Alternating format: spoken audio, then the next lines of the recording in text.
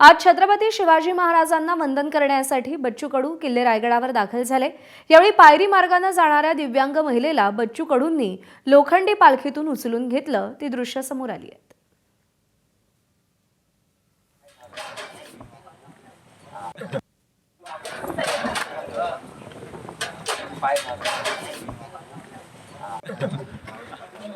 शेतकऱ्यांसोबतच दिव्यांगांच्या प्रश्नांसाठी बच्चू कडूंनी कायम भूमिका घेतलेली आहे, आवाज उठवलेला आहे, प्रसंगी आंदोलनं देखील केलेली आहेत।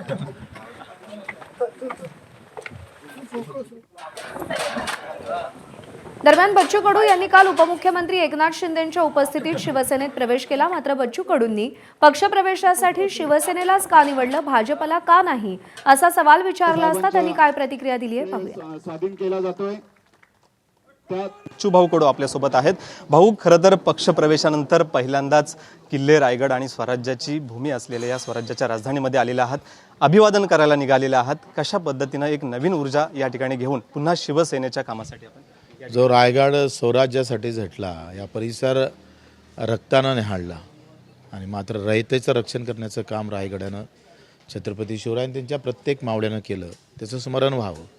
ती ऊर्जा, ती उमंग, सामान्य प्रती जी आस्था आहे ती कुठेही आमच्या डोक्यातून जाऊ नये, हा एक आमच्या डोक्यातल्या भावना आहे। शिवसेनेसोबत जाण्याचाच का निर्णय, भाजपसोबत का नाही? भाजपचं आमचं पटलं नसतं, कारण मी मॅचेस होत नाही तिथं। शिंदेसाहेब आम्ही मॅच होतो आहे, ते सेवाभावी आहे, रात्री दार उघडणारा माणूस आहे आणि दानत्व आहे।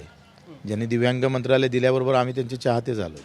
कर्जमाफीमध्ये मोठा हिस्सा त्यांचा होता, म्हणजे ते हे अंदर की बात आहे, पण त्यांनी मोठा प्रयत्न त्यासाठी केला होता। महायुतीमध्ये कर्जमाफी करण्यासाठी शिंदे साहेबांनी जास्त प्रयत्न केलेला आहे आणि म्हणून ते कसं आहे, आखरी विचार जुळले तर मतं जुळतात आणि विचारच जुळले नाही तर मन जुळाचा काय संबंध येतं।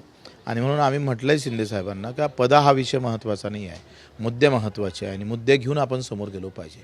माझी संकल्पना आहे, आज जमलंच तर शिंदेसाहेब भेटले तर आम्ही सांगू का एक संवाद यात्रा शेतकऱ्यांची झाली पाहिजे। शेतकरी, मजूर, बदलत्या काळात बदलतं धोरण कसं निर्माण करता येईल आणि ते आमच्या सरकारमध्ये कसं आणता येईल। नाही आणलं सरकारमध्ये तर आम्ही आहेच ना आंदोलन करायला।